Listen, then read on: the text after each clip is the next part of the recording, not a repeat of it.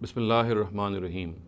Regarding the concept of the hereafter, the misconception I'd like to discuss today relates to this very common notion that people think that those who die in the blessed month of Ramadan, they shall straight go to paradise and they shall be kept away from hell. And this has probably arisen from a narrative of the Prophet, which of course is absolutely a correct narrative, and it is stated in Bukhari, in the Sahih of Imam Bukhari. And the words of this narrative are something to the effect that when the month of Ramadan arrives, the gates of heavens are opened and the gates of hell are closed, and Satan and devils, they are enchained.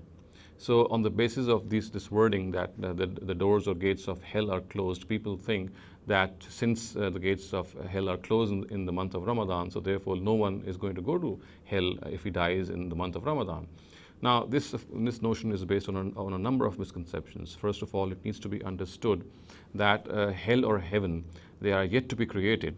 We know from the Quran very clearly when in Surah Ibrahim, the words are يَوْمَ تُبَدَّلُ الْأَرْضُ غَيْرَ الْأَرْضِ وَالسَّمَاوَاتِ, which means that this world and these heavens shall be converted into a new world and a new heaven, of course, and then hell and heaven will come into existence. Till that time, people, the spirits of people, the souls of people reside in barzakh. We know their accountability has to take place, and only after their accountability, which shall finally take place, will they be consigned either to heaven or to hell. Before that, there is no such thing happening. And if certain narratives do mention details of hell and heaven, then again we have to realize that almost all of them are primarily visions and dreams shown to the Prophet Muhammad ﷺ, so that he can educate his own ummah regarding what's going to happen in the future. So they are not to be taken literally as if hell and heaven exist today, because as we know from the Quran itself that they are yet to come into being.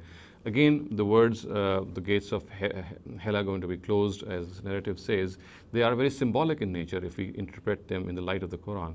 And they symbolically mean that in the month of Ramadan, God's mercy abounds a lot. God's mercy is